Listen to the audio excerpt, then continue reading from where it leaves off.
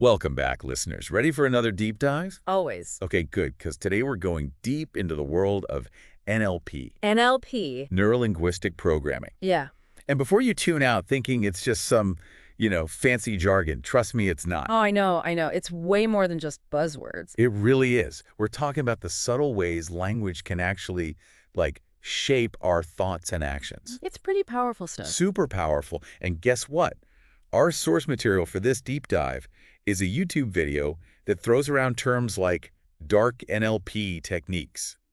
The video is called "What Dark NLP Techniques Are They Hiding From You?" Oh, wow. Sounds intense. It is. Yeah. It's on a channel called Mental Map. Yeah. So right off the bat, we're dealing with some intrigue. Definitely piques your curiosity. Totally. The video claims these techniques can be used for influence, persuasion, even manipulation. Uh-huh. So that's what we're going to unpack today. What exactly are these techniques? How do they work? And how can you recognize them in action? Important question. It's really important. So to kick things off, let's go back to the roots of NLP. Okay, back to the beginning. Exactly. The video mentions that NLP actually came from studying, get this, successful therapists. Really? I wouldn't have guessed that. Me neither. But apparently back in the 1960s, there were these two guys, John Grinder, a linguistics professor, and his student, Richard Bandler, Linguistics and... psychology. Oh, interesting combination. Right. They basically set out to figure out, what made these therapists so effective. So they were like NLP detectives. Totally. Cracking the code of human communication. I like that. NLP detective. Right. They spent years observing therapists, analyzing their language patterns, how they built rapport with their patients. Fascinating. It is. And they distilled their findings into a set of techniques. Bam, NLP was born. Wow. So it's not some dark art cooked up in a secret lab? Nope. It came from studying people who were actually trying to help others. Huh. That's kind of reassuring, actually. I know, right? But the video makes a point that's really important to keep in mind. What's that? NLP's effectiveness is still, debated in classical psychology. Really? Yeah, there's not a ton of, scientific research backing up all of its claims. That makes sense. I mean, if it was that easy to, control people's minds, everyone would be doing it. Right. But let's be honest. What?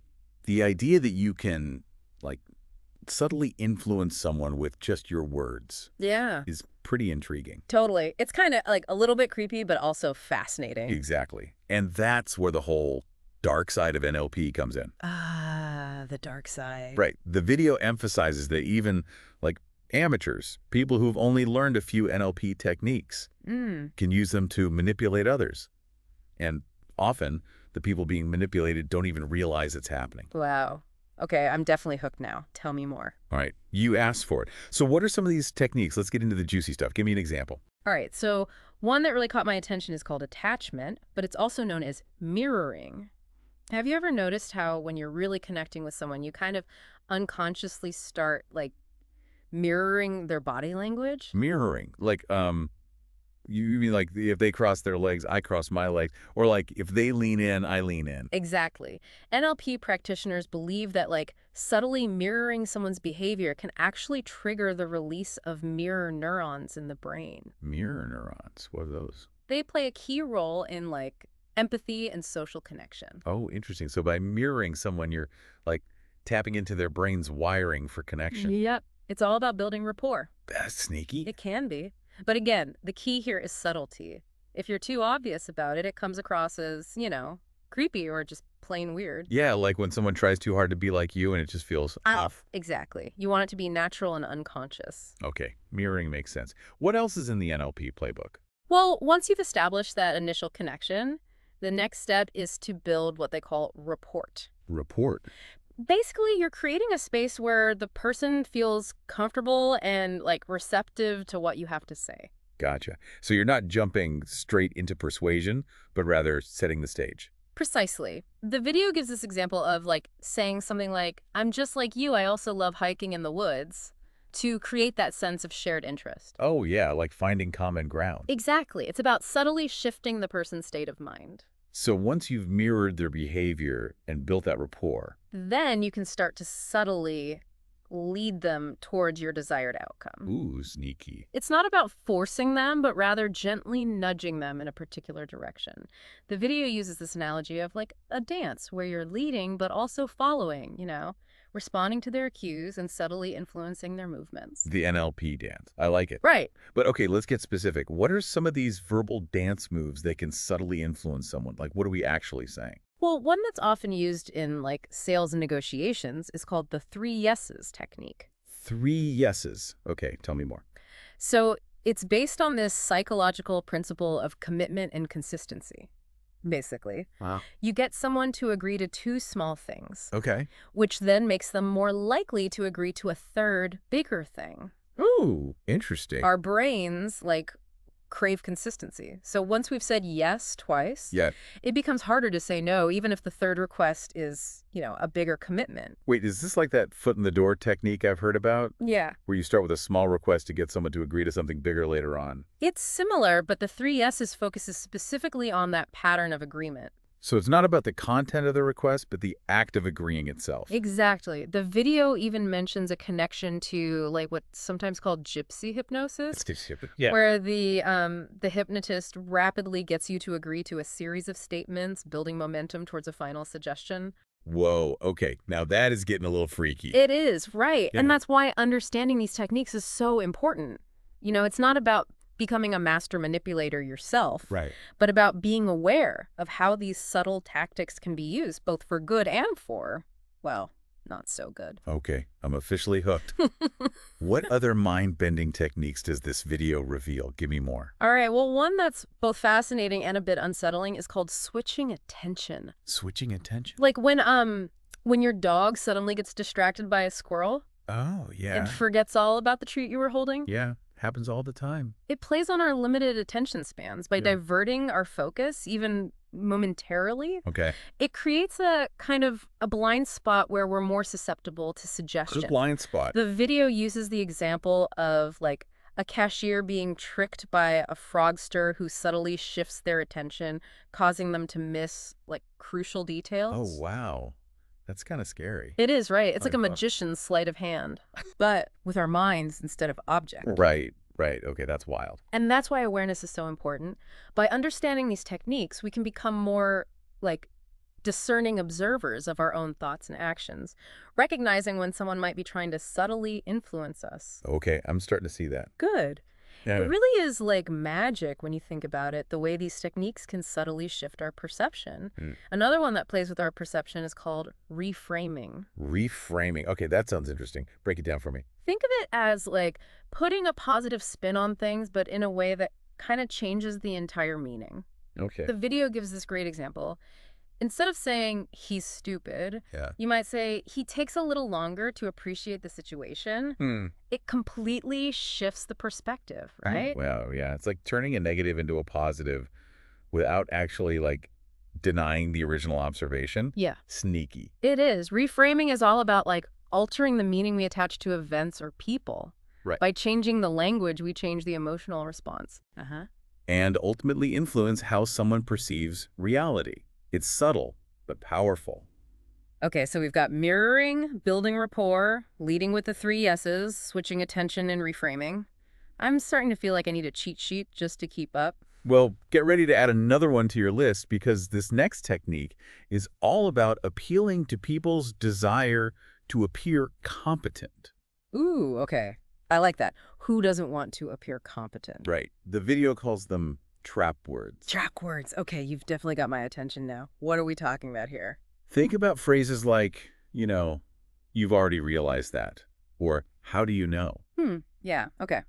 They subtly challenge the listener's knowledge, making them more likely to agree with you just to avoid looking, uninformed. Oh, wow. I could see how that would work. No one wants to admit they don't know something, especially if it's presented as something they should know. Exactly. Yeah. These phrases trigger our, need for validation. We all want to appear knowledgeable and competent, so we're more likely to, go along with statements that imply we already possess the understanding. So it's a way of bypassing critical thinking. Exactly. It's like those moments when you nod along in a conversation, even though you have no clue what's going on, just to avoid looking clueless. Precisely. And NLP practitioners can use these trap words, strategically to steer the conversation in their desired direction. Okay, this is getting deep. Yeah. What other sneaky tactics do they have up their sleeves?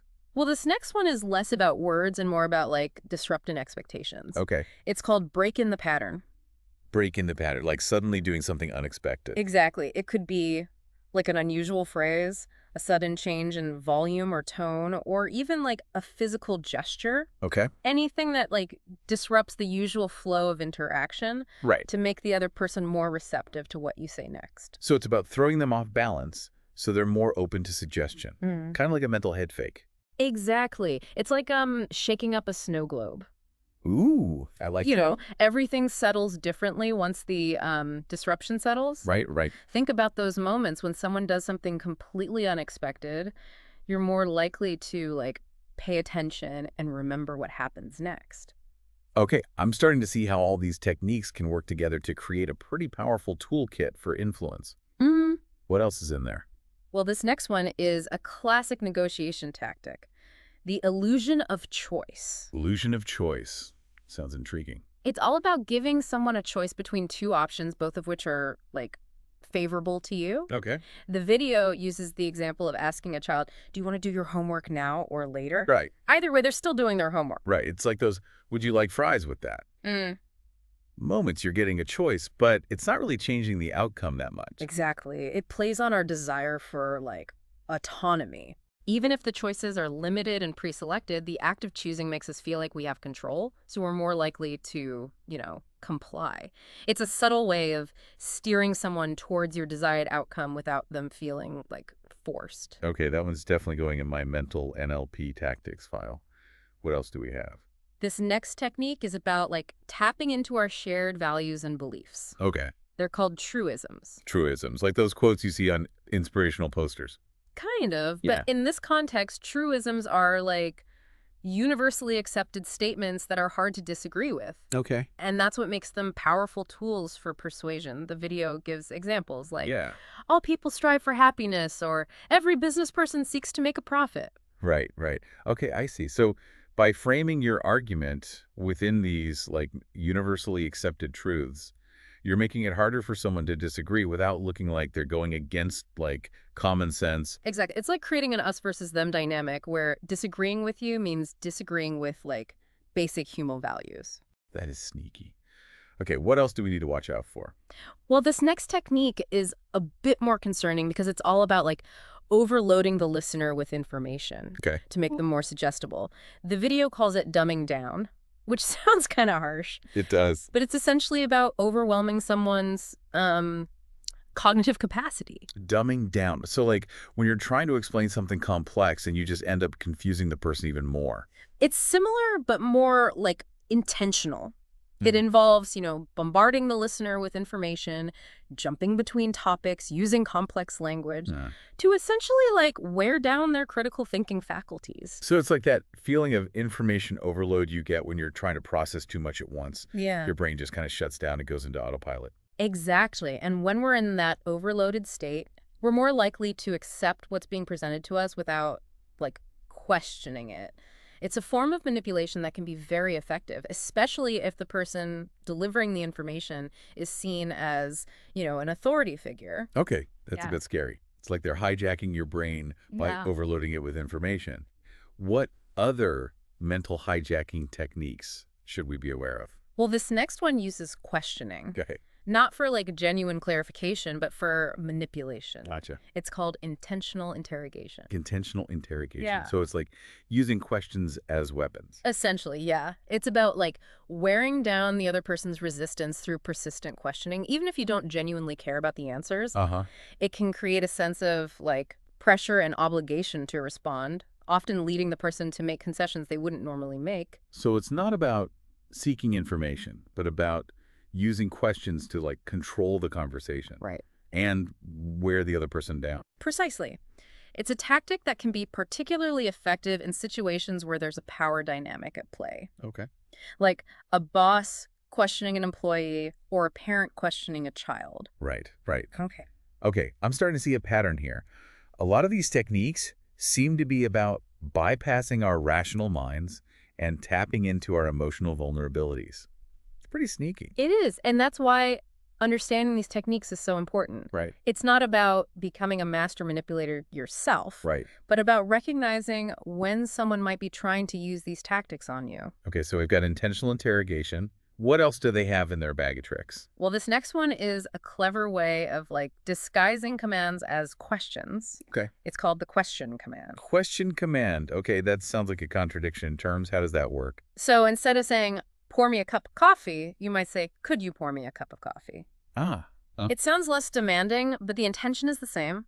Ah, I see. It's like you're giving them a choice, but the only real choice is to comply. Exactly. It like bypasses our natural aversion to direct orders by framing the commands as a question.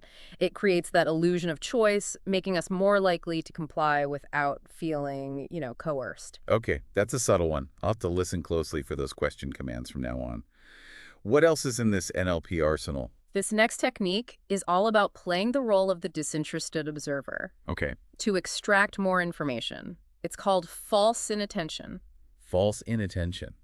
So it's like pretending you're not interested to get the other person to reveal more. Precisely. It plays on our need for attention and validation. Right. When someone appears disinterested, we tend to overcompensate, revealing more information than we intended to, regain their attention. It's a subtle but effective way of gathering intelligence without directly asking for it. It's like playing hard to get, but with information instead of affection. Okay, so we've got false inattention. What else is there? Well, the next two techniques are a bit more aggressive. Okay. And honestly, a bit ethically questionable. The video calls them anger and irony. Anger and irony. Okay, Yeah. those sound pretty intense. How do those work as NLP techniques? Anger involves using sudden bursts of anger Okay. to make the other person more likely to make concessions. It's about creating a sense of fear and intimidation to get what you want. Whoa, okay, that's definitely crossing a line. And what about irony? Irony uses a mocking tone to provoke anger and reduce critical thinking in the other person. Okay. It's about using, sarcasm and ridicule to undermine their confidence and make them more susceptible to your suggestions. So it's about using humor as a weapon. That doesn't sound very ethical either. It's not. These two techniques are definitely on the dark side of NLP. And honestly, I'd caution against using them at all. Okay. They rely on creating a negative emotional state in the other person, which is never a good foundation for healthy communication or genuine connection. Okay, good to know. So we've got anger and irony as the don't try this at home techniques. What else is there to learn about this NLP world? Well, the video then kind of shifts gears a bit and talks about how people perceive the world differently. Okay. And how NLP practitioners tailor their techniques based on those differences. They talk about 4 main types: Yeah. audio, visual, kinesthetic, and digital. Oh, interesting. So some people are more visual learners while others learn best through listening or doing? Exactly. It's about recognizing that we all have different ways of processing information Right. and experiencing the world. Okay, that makes sense. But how can you tell what type someone is? Do you just ask them? You can ask, but you can also pick up on clues from their language patterns. Oh, that's interesting. So what kind of clues? Give me some examples. For example, auditory people often use phrases like, I hear you, or that sounds good. Okay. Visual people will say things like, I see what you mean, or that looks promising. Kinesthetic individuals might describe things in terms of feelings like, I feel your pain, or that doesn't feel right. And digital people will often use analytical phrases like, that makes sense, or let's break this down. Wow. I never really thought about it that way, but now that you mention it, I can totally see how those language patterns reflect different ways of processing information. Exactly. And NLP practitioners believe that by understanding someone's dominant perceptual type, you can tailor your communication to be more impactful Okay. and persuasive. So if you're dealing with a visual person, you might use more visual metaphors or imagery in your language. Exactly. Or if you're dealing with a kinesthetic person, Yeah. you might focus more on building rapport through shared activities Right. or physical touch. It's about speaking their language both literally and figuratively. Okay, this is blowing my mind. I'm starting to see NLP everywhere now. But let's get back to something we touched on earlier, the ethical implications of all this. The video warns that these techniques can be misused for manipulation, especially if someone has, bad intentions. Absolutely. While NLP can be a powerful tool for personal growth and communication, it can also be used to exploit and deceive. Right. It's like any tool. Yeah. It can be used for good or bad, Right. depending on the intentions of the user. So how do we navigate this world of NLP without falling prey to manipulation?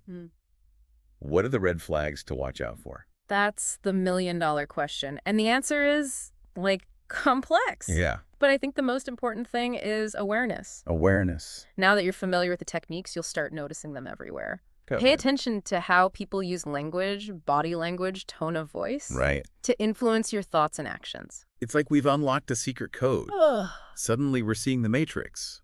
But knowing the code doesn't mean we have to